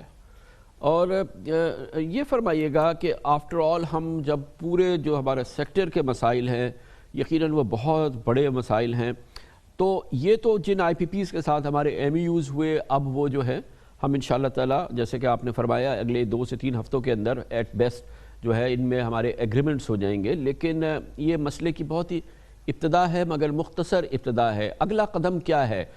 کیونکہ یہ وہ آئی پی پیز ہے جو کہ بہت طویل مدتی پرانے آئی پی پیز تھے، لیکن جو ہمارے تازہ آئی پی پیز ہیں ان میں بھی تو بڑے سنگین مسائل ہیں اور وہ ظاہر ہے کہ مسئلے کی زیادہ بڑی وجہ ہے۔ جی دیکھیں اس میں اوورآل جو پاور سیکٹر میں ریفارمز کی ضرورت ہے اس میں 3 حصے ہیں۔ پہلا حصہ تھا کہ جنریشن کی کاسٹ کو کم کیا جائے اور اس میں یہ والے آئی پی پیز ہیں، پھر حکومت کے اپنے جنریٹرز ہیں جن میں کچھ آئی پی پیز ہیں اور کچھ پرانے حکومت کے اپنے پلانٹس ہیں، اور پھر اس کے علاوہ 2015 میں جو اگریمنٹ سائن کیے گئے۔ تو جو پرائیویٹ آئی پی پیز آپ سمجھ لیں اور جو حکومت کے اپنے آئی پی پیز ہیں ان تمام کا معاملہ تو انشاءاللہ اگلے 30 دنوں کے اندر اندر مکمل ہو جائے گا۔ اس کے بعد جو 2015 والے ہیں حکومت کی توجہ اس طرف ہوگی، وہاں پہ ابھی کچھ کام کرنے کی ضرورت ہے لیکن ہم پر امید ہے کہ وہاں بھی انشاءاللہ ہمیں اچھی پروگریس ملے گی۔ تو یہ جنریشن کاسٹ کا ہے۔ اس کے بعد جو دوسرا حصہ ہے ریفارمز کا وہ ڈسٹریبیوشن کمپنیز کی ریفارم ہے، اور پھر جو تیسرا حصہ ہے وہ کہ اوپن کمپیریٹیو مارکیٹ بنا دی جائے جس کے تحت لوگ آپس میں خرید و فروخت کر سکیں اور ہر چیز کی ذمہ داری حکومت پہ نہ رہے۔ تو یہ ایک سیریز ہے اور جیسے آپ نے کہا یہ ماشاءاللہ بہت اچھی ابتدا ہوگی پہلے سٹیپ کی، اور یہ پھر سلسلہ تسلسل سے چلتا رہے گا انشاءاللہ۔ لیکن یہ ظاہر ہے کہ ایک لمبا سفر ہے اور اب حکومت کے پاس حکومت کا تقریباً آدھا وقت گزر گیا ہے، آدھا وقت رہ گیا ہے۔ آپ فرمائیے گا کہ کیونکہ اس سے پہلے ہماری مسلسل اس موضوع پہ جب سے حکومت آئی ہے بات ہوتی رہی اور ہمیں مختلف تاریخیں مختلف مائل سٹونز جو ہے اکثر ہماری بات عمر ایوب صاحب سے بھی ہوتی رہی ہے، وہ ملتے رہے ہیں، لیکن اب آپ کے حکومت کو ادراک ہے اس بات کا کہ اب اس کے پاس کم وقت رہ گیا ہے، آدھا وقت اس کا گزر گیا ہے، تو اگلے جو مائل سٹونز ہیں یا جو روڈ میپ ہے وہ ہوگا اس قابل کہ جب at the end of the term آپ کہہ سکیں کہ یہ پاکستان کا سب سے بڑا مسئلہ ہم نے حل کیا؟ دیکھیں میں اس کو تھوڑا سا دوسرے تناظر میں دیکھوں گا۔ اس حکومت کا ایک ہال مارک یہ ہے کہ صرف اپنے 5 سال کی ٹرم کے لیے ڈیسیجنز نہیں کرنا، لیکن ملک کے لیے جو چیز بہتر ہے وہ کرنا۔ لیکن یہ کہتے ہوئے میں ریپیٹ کروں گا کہ یہ جو ڈسٹریبیوشن سائیڈ ہے اس پہ تو انشاءاللہ آپ کو اسی سال بہت پروگریس ملے گی، اور اتفاق کی بات ہے کہ آج ہی کیبنٹ کمیٹی آن پرائیویٹائزیشن نے 10 کی 10 ڈسٹریبیوشن کمپنیز کا جو بھی میکنزم طے کرنا ہے، management contract, lease out, privatization, ان 10 کی 10 کمپنیوں کو فیز 1 میں ڈال دیا ہے، جس سے ظاہر ہوتا ہے کہ حکومت سیریس ہے کہ ان کو ہم نے ایڈریس کرنا ہے۔ اسی طرح جو کمپیریٹیو مارکیٹ کا فریم ورک ہے، آپ نے دیکھا ہوگا کہ چند ہفتے پہلے نیپرا نے اس کو اپروو کر دیا ہے اور وہ اگلے سال کے وسط میں اس نے بھی آپریشنل ہو جانا ہے۔ لیکن جیسے میں نے کہا حکومت کی کوشش یہ ہے کہ وہ فیصلے کیے جائیں جن سے ملک کی لانگ ٹرم بہتری آئے اس سیکٹر میں۔ ان میں کچھ چیزیں ایسی ہوں گی جو ان 5 سالوں کے بعد جا کے ان کا شاید زیادہ افیکٹ نظر آ رہا ہوگا، لیکن یہ حکومت کی بالکل کلیئر انٹینٹ اور ڈیسیشن ہے کہ وہ فیصلے کرنے ہیں جو صرف ملک کے انٹرسٹ میں، ضروری نہیں ہے کہ ان سب کا پھل اسی ٹرم میں نظر آئے۔ تو نذیر صاحب یہ ظاہر ہے کہ پورا سیکٹر پورا ریفارم ہو جائے اور پھر جو ہے وہ ہم 2023 میں کہہ دیں کہ مشن اکمپلشڈ، یہ آپ کہہ رہے ہیں کہ ایسا نہیں ہوگا، لیکن مثال کے طور پہ ایک بڑا اس کا حصہ ہے جو محور ہے اس کا، یہ ہمارے آئی پی پیز کے معاملے کچھ ابھی حل ہو رہے ہیں، کچھ آپ نے کہا کہ جیسے ہی حل ہوں گے اس کے بعد ہم نے آگے جانا ہے۔ یہ ان کا ریزولوشن جو ہمارے لیے ایک ڈویبل سچویشن بن جائے, ہمارے لیے ورکبل سچویشن بن جائے, وہ آپ فورسی کرتے ہیں اگلے سال 2 سال میں؟ جی انشاءاللہ. میں اسے کلیریفائی کر دوں, میں نے یہ نہیں کہا کہ یہ تمام معاملے حل نہیں ہوں گے 2023 تک. میں یہ کہہ رہا ہوں کہ جو جنریشن سائیڈ پہ آئی پی پیز کے معاملات ہیں وہ تو انشاءاللہ اگلے چند مہینوں میں حل ہو جائیں گے. اس کے بعد ڈسٹریبیوشن سائیڈ پہ توجہ ہوگی, لیکن وہاں پہ کام رکے گا نہیں. اس کے بعد اوپن کمپیریٹیو مارکیٹ لانے کا جو معاملہ ہے وہ اگلے سال کے آخر میں آ بھی جائے تو اس کے تحت جو ٹریڈنگ ہے وہ آہستہ آہستہ بڑھے گی, تو وہ آگے چل سکتی ہے. لیکن یہ جو 2 میجر معاملات ہیں, جنریشن سائیڈ کو اور ڈسٹریبیوشن سائیڈ کو ڈیل کرنے کا, یہ انشاءاللہ آپ اگلے سال سے 1.5 سال کے اندر ان پہ بہت خاطر خواہ پروگرس دیکھیں گے. یقیناً. ندیم بابر صاحب, ہم ایک چھوٹا سا وقفہ لیں گے, اس کے بعد ہمیں آپ سے بات کرنی ایک اور امپورٹنٹ ایشو ہے. سندھ میں خاص طور پہ گیس شارٹیجز, جس کی وجہ سے جو انڈسٹریز ہیں ان کے کیپٹیو پاور کو بند کرنے کے نوٹسز جاری ہو گئے ہیں, اور یقیناً ایک ڈیفیکلٹ سچویشن ہے انڈسٹریز کی. اس پہ ہم بات کرتے ہیں, ایک چھوٹے سے وقفے کے بعد آئیں گے.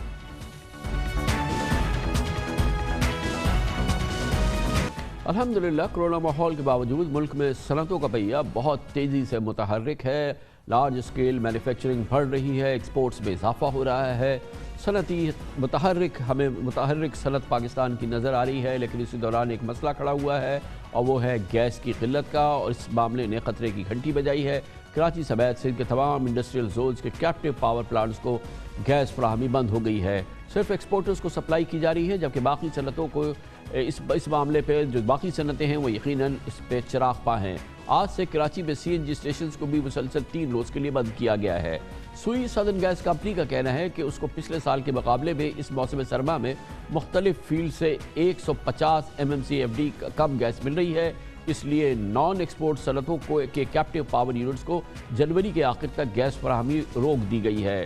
ترجمان SAGC کے مطابق کمپنی کیپٹیو پاور پلانٹس کے معاہدے کے مطابق نومبر سے جنوری تک 3 ماہ کے لیے گیس فراہم نہ کرنے کے مجاز ہیں. سوئی صدر نے صنعتوں کو بجلی پیدا کرنے والے تمام یونٹس کو متبادل ایندھن استعمال کرنے کی ہدایت کی ہے. یہ معاملہ کافی سیریس ہے. پرسوں گورنر ہاؤس میں صدر عارف علوی نے کراچی چیمبر آف کامرس کے وقت سے ملاقات کی تھی.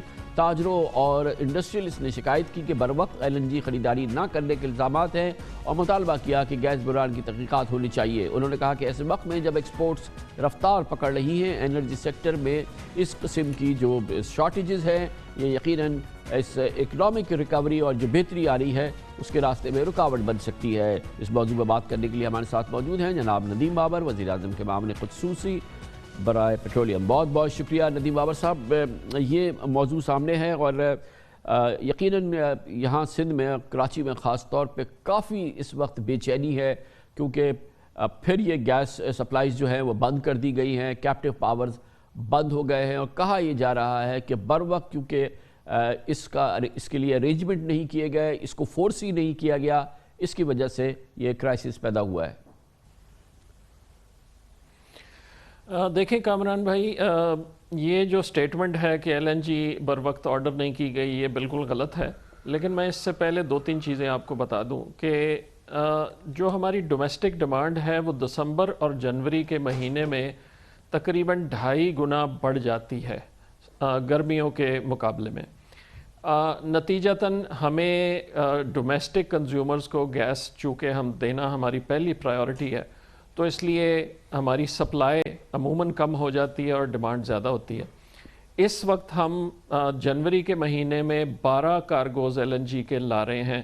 ہماری 1200 کی کیپیسٹی ہے, جیسے آپ کو معلوم ہے, جو کانٹریکٹڈ ہے دونوں ٹرمینلز کے ساتھ.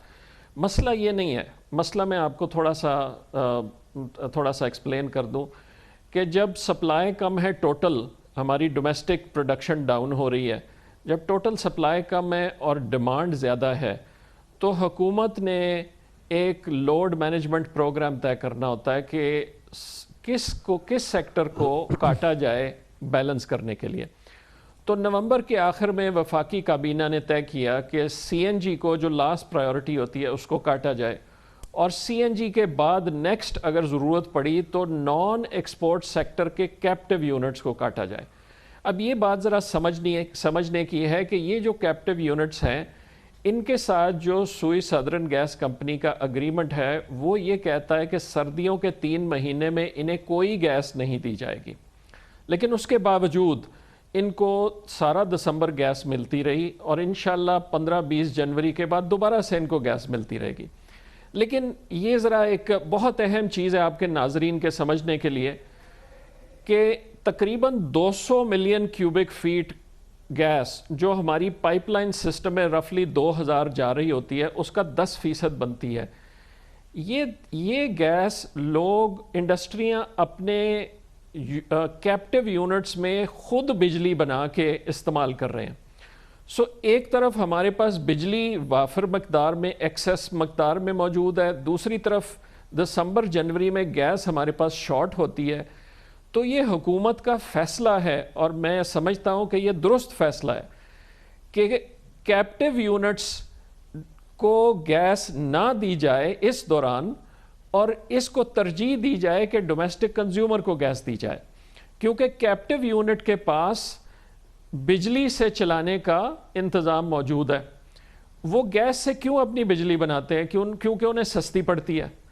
تو اب آپ مجھے بتائیں ایز اے صارف، ایک کنزیومر کے طور پہ مجھے بتائیں کہ ایک انڈسٹری ہے ہمارے لیے مقدم ہے، لیکن اس کو اگر گریڈ سے بجلی مل جائے اور وہ اپنی بجلی نہ بنائے یہ چند ہفتے، تو اس کے پروفٹیبلٹی پہ تھوڑا سا فرق پڑے گا۔ لیکن وہ گیس اگر ایک عام صارف کو نہ ملے تو وہ ہمارے لیے زیادہ مشکل ہے اور مناسب نہیں ہے، فیئر نہیں ہے۔ تو اس لیے میرے نزدیک تو آئیڈیل سلوشن یہ ہے کہ جب گیس کے خریدار موجود ہیں، گیس کی کمی پتہ ہے کہ ہوگی، یہ پتہ ہے کہ ڈومیسٹک پروڈکشن کم ہو رہی ہے، تو it's a matter of calculation کہ دسمبر میں اور جنوری میں ہمیں اتنی گیس چاہیے تو ہم اتنی گیس منگائیں اور وہ ہم سپلائی کریں۔ یہ جو ڈیمانڈ اور سپلائی میں گیپ آیا ہے وہ اس وجہ سے آیا ہے کہ سپلائی کم ہے، ڈیمانڈ زیادہ ہے۔ سپلائی ایڈیکویٹ کیوں نہیں ہے؟ مس کیلکولیشن ہے؟ نہیں، ایسی بات نہیں ہے۔ میں پھر بتا دوں کہ ہم نے اس دسمبر اور جنوری میں 23.5 کارگو کا ارینجمنٹ کیا ہوا ہے، جو 2-3 سال پہلے سے 30% زیادہ ہے۔ ان 2 مہینوں میں جتنی گیس ہم موو کر رہے ہیں وہ کبھی نہیں کی گئی۔ اب ہم اپنے سسٹم کو میکسیمم لمٹ پہ چلا رہے ہیں، اور آپ درست کہہ رہے ہیں کہ آئیڈیلی تو یہ ہونا چاہیے کہ ہم اور سپلائی لا سکیں، اور سپلائی لانے کے لیے ہمیں انفراسٹرکچر اور بڑھانا ہے۔ لیکن میں ایک بات اور کرتا چلوں جو آپ کے ناظرین کو سمجھنا ضروری ہے کہ جب یہ 31 دسمبر کو یہ نوٹسز ایشو کیے گئے اور معاہدے کے تحت کیے گئے، کیونکہ 3 مہینے تو ان کو ویسے بھی سوئی صدرن پابند نہیں ہے، لیکن ہماری کوشش ہوتی ہے کہ جتنا ہم دے سکیں دیں، تو ان میں سے ساری جو ٹریڈ ایسوسی ایشن ہے انہوں نے ہم سے رابطہ کیا اور انہوں نے ہمیں کہا کہ ان میں کافی ساری کمپنیاں ایسی ہیں جن کا بجلی کا کنیکشن ہی نہیں ہے، یا کچھ ایسی ہیں کہ جن کا کنیکشن تو ہے لیکن بہت چھوٹا کنیکشن ہے اور باقی وہ خود بجلی اپنی گیس سے بناتے ہیں۔ ہم نے ان سے وہ لسٹ منگوائی، تقریباً 35 کمپنیوں کی لسٹ ٹریڈ باڈیز نے ہمیں دی ہے، اور ہم نے ان 35 کے کیس میں ہم نے سوئی صدرن کو انسٹرکٹ کر دیا ہوا ہے کہ ان کو کاٹنا نہیں ہے، ان کے ساتھ باہمی مشاورت سے منیمم جو گیس جن سے ان کا گزارا چلے وہ کی جائے۔ اور یہ پھر میں ریپیٹ کرتا چلوں، یہ صرف 15 دن کا معاملہ ہے۔ 15 جنوری کے بعد ہماری ڈومیسٹک ڈیمانڈ پھر سے نیچے جانا شروع ہو جاتی ہے اور یہ پوزیشن ایز اپ ہو جائے گی۔ سو میں ان انڈسٹریز کو بھی کہوں گا کہ اگلے 15 دن، اور میں بڑی آپ کو خوشی سے بتا رہا ہوں کہ ان سب نے ہمارے ساتھ تعاون بہت کیا ہے۔ گویا آپ یہ کہہ رہے ہیں کہ یہ کم از کم 35 انڈسٹریز ایسی ہیں کہ جن کے معاہدوں میں لکھا ہے کہ ان کو دسمبر سے فیبروری تک گیس نہیں مل سکتی یا اس میں انٹرپشن آ سکتی ہے اور وہ فلو اس کی جو ہے ویسی نہیں رہے گی، یہ ان کا معاہدہ ہے حکومت کے ساتھ، لیکن اس کے باوجود انہوں نے آلٹرنیٹ بجلی کا کنیکشن بھی نہیں لیا ہے اور وہ ٹوٹلی اس پہ ڈیپینڈنٹ ہیں، سائن کرنے کے باوجود کہ یہ 3 مہینے ہمیں گیس نہیں ملے گی یا اس میں شدید انٹرپشنز آئیں گی۔ بالکل درست آپ سمجھے، اگریمنٹ سب کے یہ کہتے ہیں کہ 3 مہینے نہیں ملے گی، ان میں سے یہ 35 وہ لسٹ ٹریڈ باڈیز نے ہمیں دی ہے کہ जिन्होंने मुआहदे के बावजूद या कनेक्शन नहीं लिया या छोटा कनेक्शन लिया हुआ है, उसके बावजूद मैं दोबारा रिपीट करूंगा कि ये सब हमारे लिए मुकद्दम है और हमने इनको यही कहा है कि हम आपको बंद नहीं कर रहे, हमारे साथ ताउन करें और अपने मिनिमम गैस यूसेज पे चले जाएं, और वो भी सिर्फ 2 हफ्ते के लिए। इंशाल्लाह 15 और 20 जनवरी के बाद ये मामला वैसे ही ख़त्म हो जाएगा, क्योंकि हमारी डिमांड जो है वो टेपर ऑफ करना शुरू हो जाएगी, domestic demand. Thank you so much, बहुत बहुत शुक्रिया जनाब नदीम बाबर हमारे साथ मौजूद है। कमर्शियल ब्रेक, उसके बाद जिक्र करेंगे जनाब इमरान खान की हुकूमत 2.5 साल के अंदर जिस चीज़ का उनको क्रेडिट देना चाहिए, हर मंगल को कैबिनेट की मीटिंग होती है, हर जुमेरात को कंस्ट्रक्शन पैकेज की मीटिंग होती है और खूब इंटरव्यूज़ देते हैं, मीडिया इंटरव्यूज़, इन तमाम मामलात में वो गुज़िश्ता हुक्मरानों से कहीं बेहतर रहे हैं। इसकी बात करते हैं छोटे से वक्फे के बाद।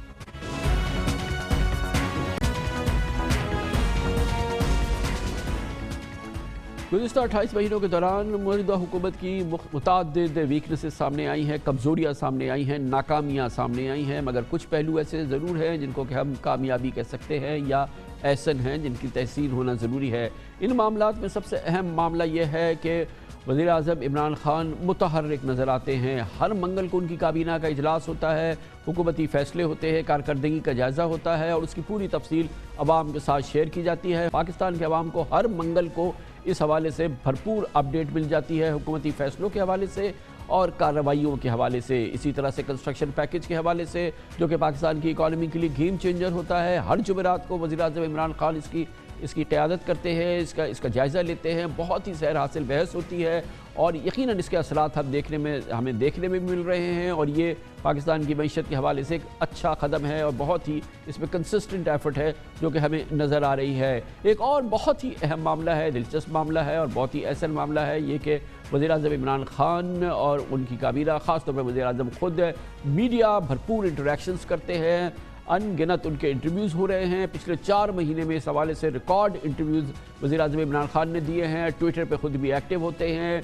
इसके अलावा मीडिया पर्सनैलिटीज़ के साथ उनके इंटरेक्शंस भी होते हैं। ये उसके बरक्स है, अगर आप इसका जायज़ा लें कि साबिक़ वज़ीर आज़म जनाब नवाज़ शरीफ ने अपने पूरे दौर इक़्तिदार में एक भी इंटरव्यू नहीं दिया था और यकीनन ये एक बहुत ही एक कमज़ोर पहलू है। सिवाय एक इंटरव्यू शायद उन्होंने मुख्तसर BBC उर्दू को दिया था, लेकिन इसके अलावा पाकिस्तानी मीडिया, इंटरनेशनल मीडिया के साथ उनका कोई इस किस्म का कोई मीडिया इंटरव्यू नहीं हुआ था। प्रेस कॉन्फ्रेंसेस भी वो नहीं करते थे। बमुश्किल तमाम 1 या 2 उनकी ओपन और तफसीली मीडिया टॉक्स हुई थी जनाब नवाज़ शरीफ की। इस हवाले से वज़ीर आज़म इमरान खान ने यकीनन ये बेहतर अमल किया है। ख़ास तौर पे 28 माह में वफाकी काबीना के 112 इजलास की सदारत की है वज़ीर आज़म इमरान खान ने, जबकि साबिक़ वज़ीर आज़म नवाज़ शरीफ ने 50 महीनों में काबीना के सिर्फ 32 इजलास में शिरकत की थी। फिल्डाट के मुताबिक वज़ीर आज़म ने काबीना के सालाना औसतन 49 इजलास की सरबराही की। नवाज़ शरीफ ने सालाना औसतन 8 इजलास की सदारत की, जबकि साबिक़ वज़ीर आज़म यूसुफ रज़ा गिलानी ने सालाना औसतन 27 इजलास की सदारत की। 2015 में तो नवाज़ शरीफ ने काबीना के सिर्फ 4 इजलास बुलाए थे। पूरे साल में 2015 में कैबिनेट की सिर्फ 4 मीटिंग्स हुई थी। आप इससे अंदाज़ा लगाइए कि हर मंगल को कैबिनेट की मीटिंग और कहाँ पूरे साल में सिर्फ 4 मीटिंग। वज़ीर आज़म इमरान खान ने पिछले साल 18 अगस्त को 2 साल हुकूमती कारकर्दगी पर हमें अपना पहला इंटरव्यू दिया था। ये इस तरह से उन्होंने मीडिया इंटरव्यू शुरू किया। पहला इंटरव्यू हमारे साथ था। 2.5 घंटे मैंने इमरान खान साहब से सवालात पूछे, सख्त सवालात भी पूछे, और मगर इसकी एक बड़ी अच्छी इब्तिदा हुई और उन्होंने बड़े तहम्मुल से उनके जवाब दिए। आपको और आपकी पार्टी को बहुत वोट मिला। पाकिस्तान का सबसे बड़ा शहर कराची, एक बस नहीं चल रही है, अनबिलीवेबल डिस्पेयर है, डिस्पोंडेंसी है। कितना आपको पिंच कर रहा है ये कि आप डिलीवर नहीं कर पाए। सुबह इजाजत नहीं आपको देता, वो कहेंगे जी वो शोर मचा देते हैं कि आपके राइट्स ले रहे हैं। मैंने केस किया हुआ है, सुप्रीम कोर्ट में गया हुआ हूँ। सिंध में लोकल गवर्नमेंट सिस्टम आना चाहिए। आधा शहर पानी खरीद के पीता है, ये तो टिकिंग बॉम्ब है प्राइम मिनिस्टर साहब। It's completely unacceptable. ये 2.5 करोड़ लोग ऐसे हाथ पे हाथ रख के नहीं बैठेंगे। इस सिचुएशन में बैठ के जिधर के गवर्नमेंट किसी और पार्टी की है, जो भी हम कर सकते हैं वो अब हम करने वाले हैं। शुगर हो गई है आज कराची में 110 रुपए किलो। ये मिलर्स हैं या जो भी सिस्टम है वो हिट बैक कर रहा है और एक तरह से ये ओपन वॉर है। अगर आपकी हुकूमत क्या कर रही है, ये बहुत मुश्किल मामला है। मुल्क में कार्टेल्स बने हुए हैं, हर जगह पे लोग बैठे हुए हैं जो कि आर्टिफिशियली बैठ के कीमत उसके ऊपर करते हैं। गरीब पाकिस्तानी को ये कुछ समझ में आने वाली बात नहीं। ये तो एक एक्शन, उस पर रिएक्शन और उस पर पिस तो लोग गए। जब एक गवर्नमेंट फैसला कर लेती है, थोड़ी देर आवाम को मुश्किल से गुजरना पड़ेगा। 2 साल में 4 आपने आईजी चेंज किए, 4 चीफ सेक्रेटरीज चेंज किए, 7 हेल्थ सेक्रेटरीज चेंज हुए। ये गवर्नेंस का डिबाकल की पिक्चर नजर आती है। गलतियां तो होनी है, कई चॉइसेस गलत होनी है। मेरे ख्याल में जो अब कॉम्बिनेशन आया आप देखेंगे आईजी का भी और चीफ सेक्रेटरी का भी, अब ये चलेगा। Fake pilot licences, flying licences, ये वो पाकिस्तान की बड़ी बदनामी हुई। जनरल व्यू यही है कि ये बहुत ही मिसमैनेज किया है और ये बहुत मेजर डिबाकल ऑफ योर गवर्नमेंट। ये जो पूरा इशू आपने जिस तरीके से मैनेज किया, हमने तो जाके ऐलान किया कि हमारे फेक पायलट्स हैं, हमारे fake flying licences, it created a stir in the world. Pakistan का बड़ा नाम बदनाम हुआ। फिर आपने जिम्मेदार नहीं ठहराया अपने मिनिस्टर को इसका। नहीं, वो हमारी गलती थी। इधर अपनी कमजोरी मानता हूँ गवर्नमेंट की। मैंने समझाया था मीडिया में प्रेजेंट करेंगे ऐसे तरीके से करें कि वो उसका इतना बड़ा फॉल आउट नहीं आना था, लेकिन बदकिस्मती से हमने उस तरह प्रेजेंट नहीं किया। इस इंटरव्यू के बाद तकरीबन कुछ अरसे के बाद वज़ीर-ए-आज़म मुसलसल हफ्तावार इंटरव्यू दे रहे हैं पाकिस्तान के टीवी चैनल्स को, और इस तरह से एक भरपूर उनका इंटरेक्शन जो है वो मीडिया के साथ नज़र आ रहा है, जो इससे पहले हमने नहीं देखा था। इतना फ्रीक्वेंट और इतना एक्सटेंसिव इंटरेक्शन हमने पिछले किसी सरबराह ममलिकत का नहीं देखा जैसा कि इमरान खान साहब ने किया। अगर आपके पास पैसा है तो वो सिस्टम आप रिश्वत दे के सारे काम करवा सकते हैं। फिर अपनी स्ट्रेटजी चेंज करता हूँ, क्या इसको यू टर्न कहते हैं। तरफ से पैसे देने हैं, कर्जे किसी और ने लिए हुए हैं। The military completely stands with all the democratic government's policies. Prime Minister Khan, there are many Pakistani people who also say that the human rights situation. Pakistan is opening up to the world, getting out of isolation, and tourism could be a driver to get more people from all over the world to Pakistan. No, I repeat again. أنا أكرر مرة أخرى. काबीना इजलास हर हफ्तावार, construction meeting इजलास हर जुमे को, हर जुमेरात को, मुसलसल मीडिया इंट्रैक्शन, मीडिया के साथ एक्सटेंसिव इंटरेक्शन, तमाम उमूर पर बात करेंगे।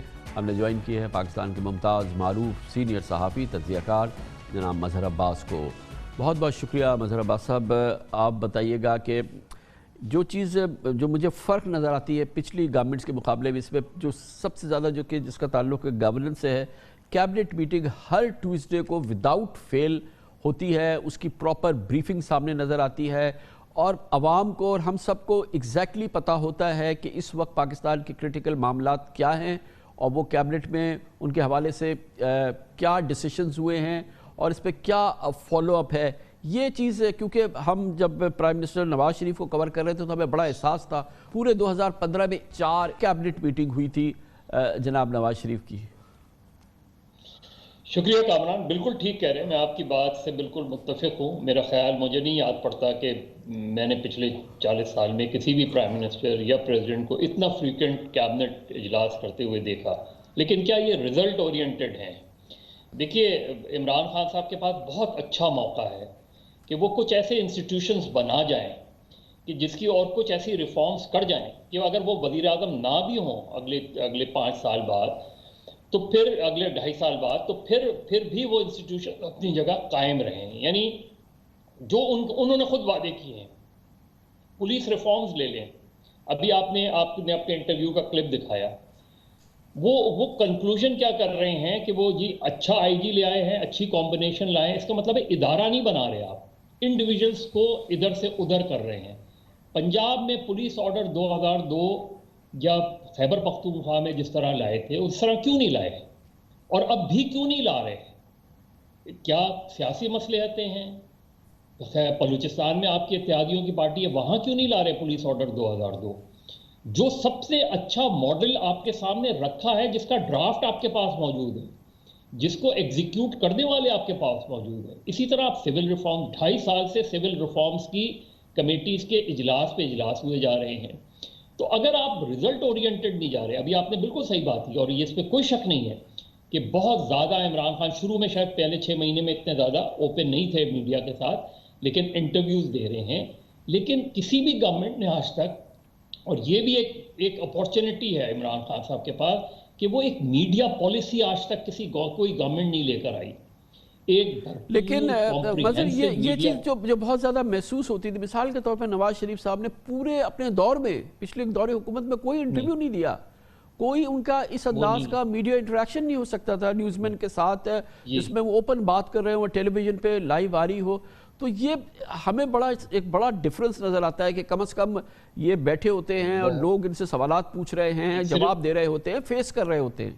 اس میں کوئی شک نہیں ہے. دیکھیے یہ چیز آپ کو آپ کا نیریٹو دنیا پاکستان میں بتانے کے لیے، اور ایک کاؤنٹر نیریٹو جو آپ کے اوپوننٹس ہیں اس کے لیے پرائم منسٹر خود آ کے بات کر رہے ہیں. ان کو محسوس ہو رہا ہے کہ دیکھیے ایک کپتان آپ کو ایک میچ جتا سکتا ہے، 2 میچ جتا سکتا ہے، تمام میچ نہیں جتا سکتا ایک کپتان. اس لیے عمران خان کی ٹیم ایسی ہونی چاہیے. ان کے ہیں کچھ منسٹر جو بہت کھل کر بات کرتے ہیں، بہت زیادہ انوویٹو ہیں، لیکن پرائم منسٹر خود آ کے جب بات کرتے ہیں تو وہ ایک پورا نیریٹو اپنا بتاتے ہیں اور کاؤنٹر نیریٹو جو ہے وہ سامنے رکھتے ہیں. یہ بہت امپورٹنٹ چیز ہے. لیکن میں پھر کامران، جیسے پرائم منسٹر نے خود جیسے ٹیلی ویژن کے بارے میں، ان کا پی ٹی وی کے بارے میں ان کا موقف تھا کہ میں اسے بی بی سی ماڈل پہ بناؤں گا، تو اس میں کیا قباحت ہے؟ اگر وہ بنا دیں گے تو کسی گورنمنٹ کی ضرورت نہیں ہوگی آنے والی گورنمنٹس کی کہ اس کو تبدیل کریں. اسی طریقے سے آپ اطلاعات تک رسائی کا قانون اس کو مؤثر کریں. جب آپ ایکسیس ٹو انفارمیشن دیں گے تو آگے چل کے آپ ہی کو فائدہ ہوگا جب آپ اپوزیشن میں ہوں گے. یہ ہر گورنمنٹ کو سمجھنا چاہیے. یقیناً. بہت بہت شکریہ جناب مظہر عباس ہمارے ساتھ موجود تھے. اس کے ساتھ ہی ہمارے آج کے پروگرام کا اختتام ہوتا ہے. کل آپ سے پھر ملاقات ہوگی انشاءاللہ. کل تک کے لیے کامران خان کو اجازت. اللہ حافظ ناصر. Hi, it's Sayyeda Shanaz here. Thank you for watching Dunya News. For more videos and updates, don't forget to click the subscribe button. Keep watching Dunya News.